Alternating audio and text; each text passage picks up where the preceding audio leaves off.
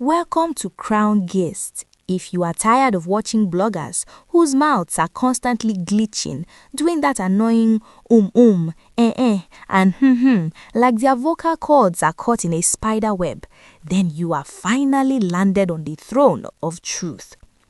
The Gaisino Palace is currently vibrating with a spiritual earthquake. The great lion is standing at a crossroads of destiny after Ebony allegedly committed the ultimate sacrilege by scattering the sacred food during the Oúnjẹ Ọkàn Ọba ritual.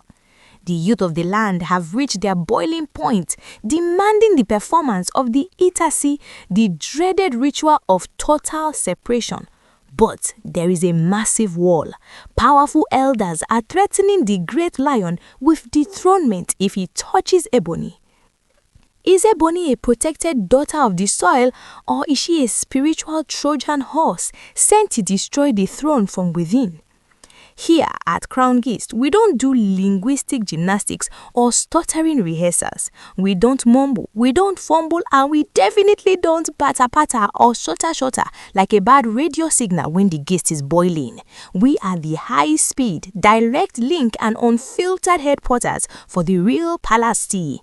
If you want a storyteller who gives it to you straight without the tongue clogging or vocal buffering delays, hit that subscribe button right now. Follow us ASAP because we move faster than the speed of a royal decree.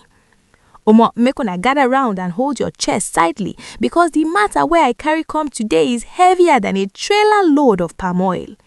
There is a thick dark cloud hanging over the Gaisino Palace, and this is not because of rain, it is because the spiritual pillars of the kingdom are shaking. The report written us at Crown Guest says the youth of the land have finally exploded. They are not just angry, they are vibrating with a holy fury. They are demanding that the great lion must carry out the Itùwàse ritual on Ebony immediately. No more excuses, no more no more and no more political delays. You see, for the people of Gaisino, tradition is not a joke. The Oúnjẹ Ọkàn Ọba ritual is the backbone of their respect, their hierarchy, and their spiritual protection. When Ebony allegedly stood up in a fit of rage and scattered that sacred food, she didn't just disrespect the great lion, she slapped the ancestors in the face. The scene was described as shocking, humiliating, and completely unacceptable. The youth who have been watching from the corners and observing the disrespect for months felt something sacred had been violated. In their eyes, a crack has appeared in the foundation of the kingdom, and if it's not fixed, the whole building will come crashing down. The energy outside the palace gates is not easy at all. Whisperings have turned into shouts. Small groups have merged into a massive movement. We cannot allow our secrets to be broken without consequences, one youth leader shouted. They are angry at Ebony, yes, but they are even more frustrated with the elders who seem paralyzed and tongue-tied. They feel the elders are playing sacred traditions like they are playing a game of Ludo. The report says that Ebony's behavior has become a spiritual pollution. They said the king had already banished her from his inner chambers, which was why she couldn't take her food inside to be tested privately. Because she felt rejected and locked out, her anger boiled over. Instead of treading with wisdom, she chose violence. She allegedly scattered the ritual pots in front of everyone, ruining the entire opening of the ceremony. Some people are saying it happened in the outer hall, others say it was right in front of the throne. But wherever it happened, the damage is done. The ritual has failed. The blessings for the new year are hanging in the air with nowhere to land. Now, the youth have brought out the big gun, the Itùwàse ritual. This is not just any prayer. Itùwàse is the only traditional ritual that allows a great lion to officially and spiritually separate himself from a wife. It is a divorce in the spirit realm. The youth are organizing. They are demanding a delegation to the elders. They are even talking about confronting Ebony directly to make her face the music. They don't see their anger as being reckless. They see it as a rescue mission for the integrity of the palace. But here is where the katakata really starts. While the youth are shouting for justice, a group of powerful elders has allegedly stepped forward with a deadly warning. They told the great lion, Ebony is a daughter of this soil. She is Amazon. If you dare to declare Itase on her, we will gather together and dethrone you. The tension is electric. The city is vibrating. The king is caught between a rock and a hard place. If he performs the ritual, he loses his throne. If he doesn't, he loses his respect and the support of the youth. The drama is just getting started, and the Itase ritual has become the most feared word in the land. Rumors are spreading that even the palace walls are sweating because the ancestors are restless. People who are not even at the palace are feeling a cold chill in their bones. The elders are now locked in an emergency meeting, but the voices of the youth outside are louder than the debate inside. Ebony on her part is allegedly not showing any remorse. Some say she is bragging that her backup is stronger than the king's authority. But the youth are saying no way. They are organizing a total lockdown of the palace. They want the king to declare open day for the ritual immediately. The question is, who will blink first? The king, the elders, or the angry youth? Abego, no forget say all these ones na still alleged rumors and unverified information where they trend for social media. For crown gist, we don't do vocal bugging or mouth stalling. We give it to you exactly as it is dropping, raw, hot and unfiltered. The matter for the inner timbers of the Gaisino Palace don't reach boiling point. If you think say the first part was hot, wait until you hear the kata-kata that happened when the sun went down. For crown guest, we don't do that vocal clogging or mouth stalling. We are dropping the update as it is hot, straight and unfiltered. Inside that emergency meeting, the atmosphere was smelling of violence. One of the pro-Ebony elders, a man whose voice sounds like old dry wood breaking, stood up and pointed a finger at the great lion. No be small thing, oh. He said, "Great lion, make you listen well. Ebony is not just anyone. She is a daughter of this soil, a true Amazon. If you think say you fit to use Itase ritual to disgrace her, you will find out say the crown where they dey on your head, now we give you, and now we go collect them back." The great lion sat there, his eyes heavy with the weight of the ancestors. He wasn't just looking at a wife who scattered food. He was looking at a full-blown rebellion from the people who are supposed to be his backbone. The report says the king's silence was so deep that you could hear the heartbeat of the guard standing at the door. But wait, the youth leader, that just traditionalist boy, when no they carry last, heard about the elders' threat. He didn't stay inside. He led the youth to move closer to the meeting hall. They started to chant, "The king's word is law, but the ancestors' word is life." They were telling the elders that no matter how much they protect Ebony, the spiritual pollution she caused by scattering that sacred ritual food cannot be ignored. They believe that if the great lion doesn't perform the Itase, the land will go dry and the gods will turn their backs. Inside her own quarters, Ebony was allegedly not shaking at all. They said she was even bragging that as long as she has the elders behind her, the great lion is just a lion with no teeth. She believed her daughter of the soil status is a permanent insurance policy.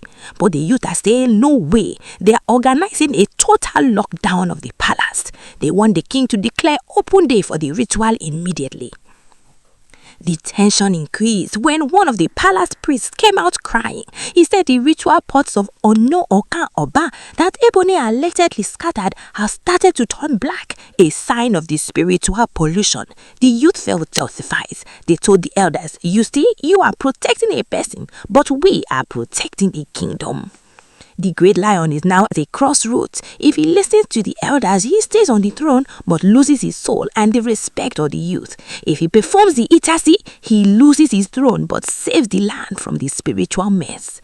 The pro-Ebony elders are holding their ground, insisting that Ebony only got angry because she was banished from the great lion's chambers and felt like she was being treated like a stranger in her own home.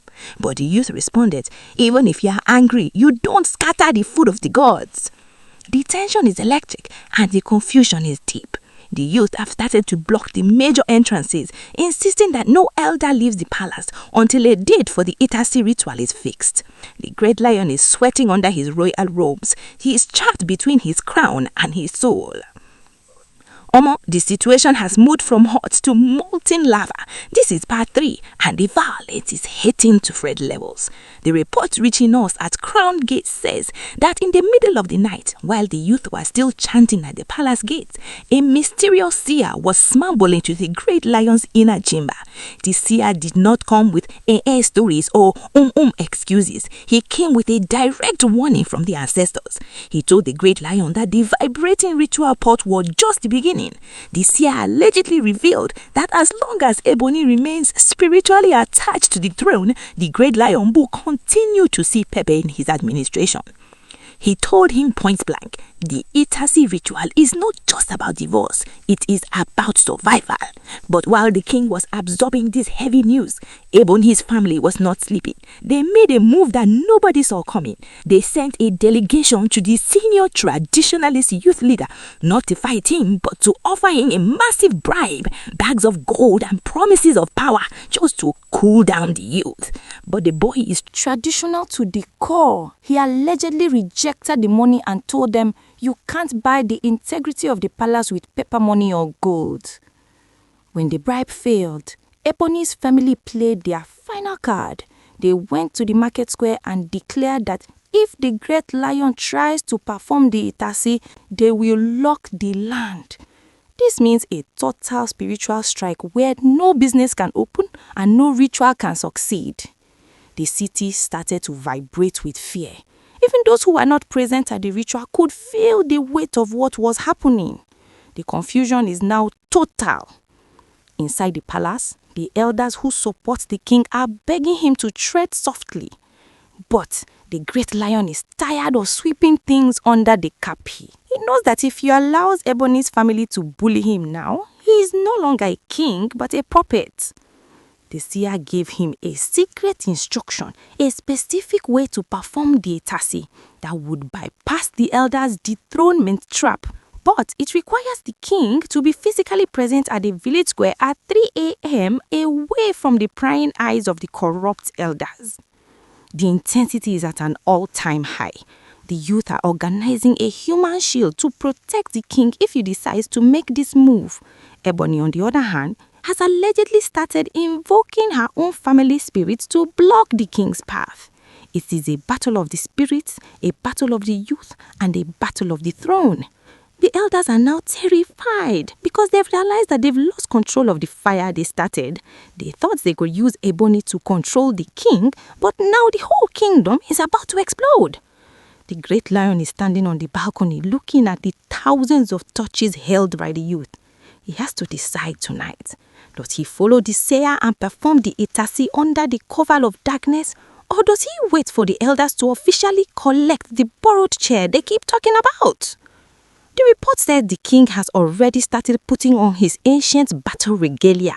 The time has come. The clock has struck 3 a.m. and the village square is glowing with the light of 1,000 torches. The report reaching us at Crown G's said the great lion did not hide at the palace. He stepped out dressed in his most ancient and powerful battle regalia. They won't only warn when a king is ready to face life or death. He moved with a silence that was louder than 1,000 drums. The pro-Ebony elders were already there, waiting like vultures. They tried to block the path to the sacred stone, shouting that the king had no right to be there without their permission. They threatened him one last time, saying, "Step back or the crown leaves your head tonight." But the youth leader, that brave traditionalist boy, stood in front of the great lion. He told the elders, the king does not need permission to save his kingdom from pollution. If you move one step closer, you are not fighting the king, you are fighting the future of Jesus. No. The intensity was electric. The great lion reached the sacred stone and began the Itùwàse ritual.